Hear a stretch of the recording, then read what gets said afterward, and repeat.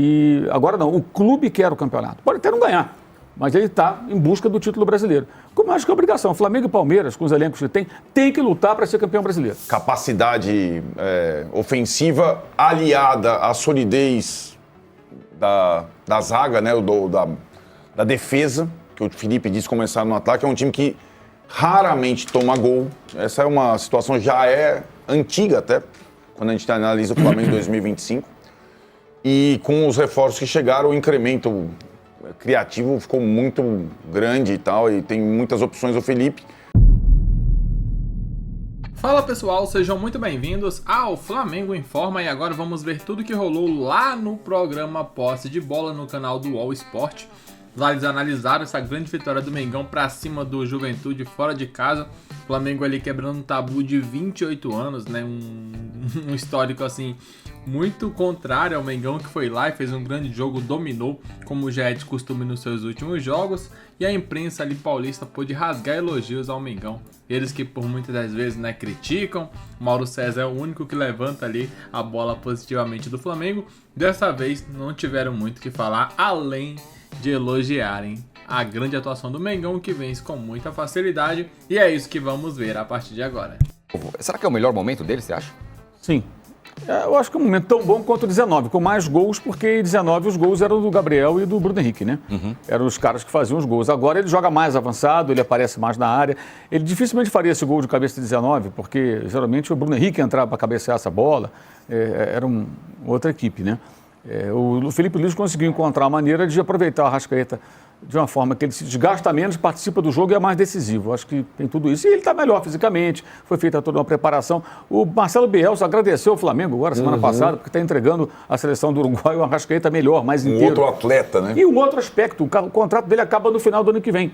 Se você perguntasse ano passado, deve renovar o contrato? Daquela jeito que estava jogando, não. Por que renovar o contrato com um aumento do salário? Não justificava. Ele caminhava para ficar numa situação parecida com a do Gabriel.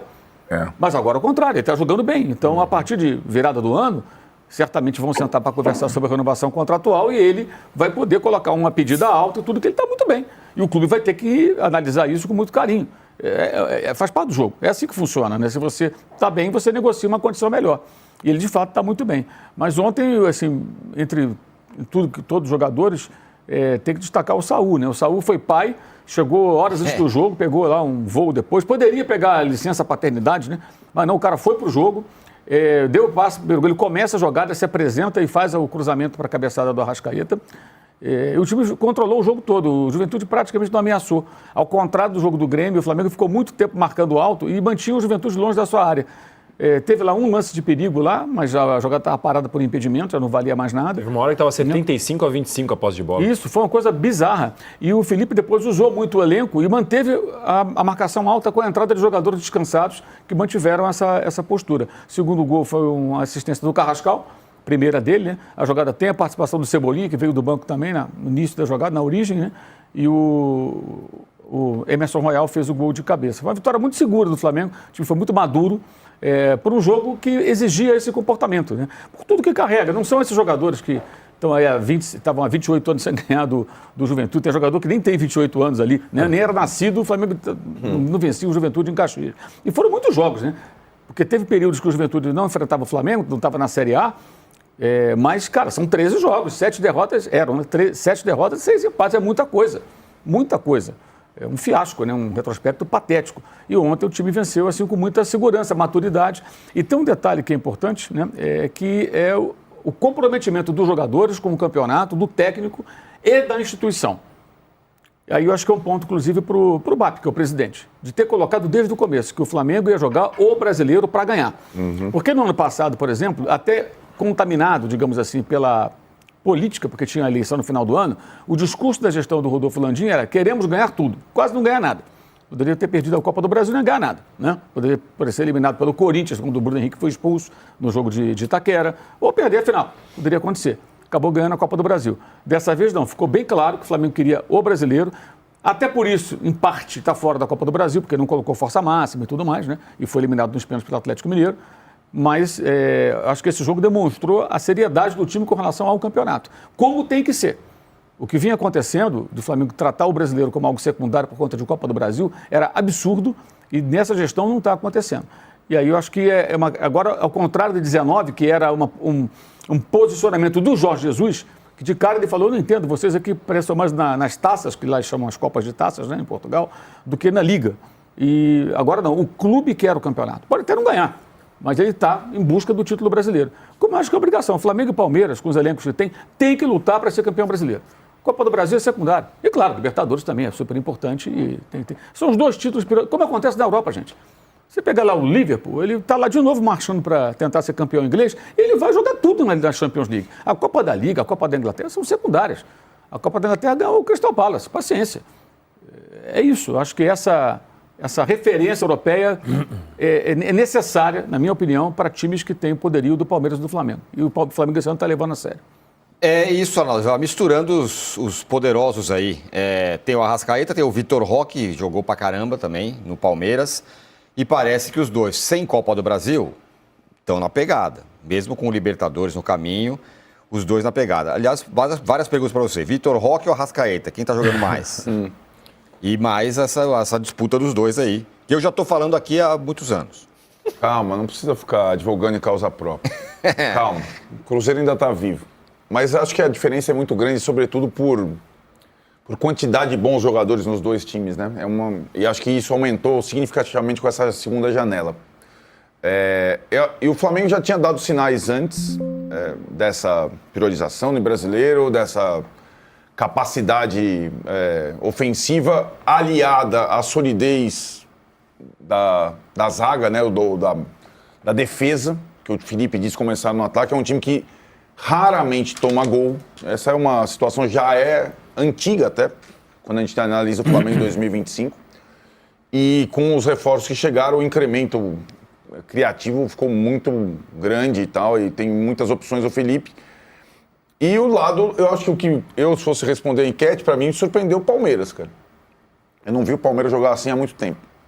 E aí, eu acho que tem a ver também com o Vitor Roque, não só com o Vitor Roque. Tem a ver com a questão da dupla de ataque, que a gente fala que, caramba, demorou, mas o Abel se rendeu ao óbvio, porque assim, não foi o Vitor Roque. O que jogou o Flaco Lopes no primeiro tempo não é qualquer coisa, numa função. A gente imaginava o Flaco Lopes como um jogador de área. O Flaco Lopes só faz gol de cabeça, não imaginava ele que nem o Dineno. Eles estavam falando sobre o Flamengo, aí do nada, e já puxa o Palmeiras. Faz parte. Tacar um gramado excelente, um gramado muito bom, que favoreceu o jogo dos dois, mas ainda mais o do Flamengo, porque o Flamengo é o que propõe mais o jogo, então isso normalmente acontece. E com muitos desfalques o Flamengo, né? E o Felipe Luiz sabendo usar os caras que vieram do banco. O Emerson Royal, que até outro dia foi vaiado no Maracanã, conseguiu fazer um gol que pode ser importante para ele daqui para frente. O Carrascal já entra dando assistência. E o Saúl jogando muita bola, mesmo sem o Jorginho. A gente via nas últimas partidas do Flamengo o Jorginho e o Saúl controlando o meio, dando uma experiência para o setor que era realmente impressionante. E impressionante como os dois já se entenderam muito rápido. Coisa que demorou para acontecer no Palmeiras, quando a gente faz o paralelo, né? De alguns jogadores não pegaram tão bem, não chegaram tão bem assim. No Flamengo, o Saúl e o Jorginho se entenderam rapidamente. E ontem só o Saúl em campo e ele muito bem. Então o Flamengo, uma vitória segura. E eu até falei na minha manchete, uma vitória segura sem o show que a gente está acostumado a ver, né? Mas totalmente normal, ainda mais jogando fora de casa. E no final das contas, num cabeça a cabeça, assim, o importante é que o Flamengo tenha feito os seus 3 pontos. E, lembrando, o Flamengo entrou dessa vez, ao contrário da última rodada, já sabendo que precisaria ganhar de qualquer jeito, porque o Palmeiras já tinha vencido. Foi a pressão ao contrário da última rodada. Então essa também é uma resposta interessante e de um time totalmente maduro, que não deixou muito se afetar pelaquele gol que não saía no começo. E posso falar do Palmeiras já direto? O que você... Pode, daqui a pouco eu vou te perguntar do Palmeiras. Então tem mais uma questão sobre o Flamengo, falar, Juca, que essa semana teve uma sondagem aí do Fenerbahçe sobre o Felipe Luiz, falou assim, não, obrigado, quero ficar no Flamengo, tenho coisas a construir aqui e tal. Minha pergunta é mais legal você treinar o Flamengo ou ir para a Europa? Veja bem, essa é uma questão interessante. Também depende muito de que parte da Europa, né? Porque você poderia perguntar, você sabe que Istambul que é a cidade onde mora o Fenerbahçe, fica em 2 continentes. Sim. Né? Então que é para a Europa mesmo? Independentemente disso, é claro que se ele fosse convidado para ir para o Real Madrid, para o Barcelona, para o Liverpool, talvez a questão fosse outra, mas o que me chama a atenção e que me faz cada vez mais acreditar que o Filipe Luís vai ser um fenômeno como treinador é esta maturidade dele, é esta consciência que ele tem de dar um passo de cada vez. Certamente de dinheiro o Filipe Luís não precisa mais. A satisfação, a realização dele há de ser se dar bem numa nova profissão. E nesse aspecto, nada melhor e mais seguro do que ele construir o seu caminho nessa potência que é o Flamengo. Porque o Flamengo é muito maior que o Fenerbahçe. Muito legal, né? Muito legal essa análise aí. Falando também, né, sobre a recusa do Filipe Luís de treinar o time lá na Turquia, um gigante do futebol turco, certamente com um elenco impressionante. Se a gente pega o time deles, do Fenerbahçe, a gente vai ver que um elenco, vocês certamente, quem joga aí um videogame, né, quem assiste futebol minimamente europeu, sabe que é um elenco de muita qualidade mesmo. E o Filipe recusou, né, para jogar no Flamengo, para continuar, na verdade, no comando técnico do Flamengo. E isso é algo que a gente tem que elogiar bastante, porque não é todo dia que se tem uma oferta dessa, uma recusa principalmente, como foi essa feita aí pelo Filipe Luís. Olha só, lá tem o Ederson, Skriniar, zagueiro, né? Ederson, goleiro, que estava no City agora há pouco tempo. O volante Fred, aquele que entregou a bola na Copa do Mundo. Tem o Asensio do Real Madrid, Talisca, enfim, tem vários outros craques jogando por lá. Então, certamente é um time muito bom que o Filipe Luís acabou recusando para seguir no Mengão. Daqui a pouco voltaremos com mais informações. Obrigado a todos. Valeu!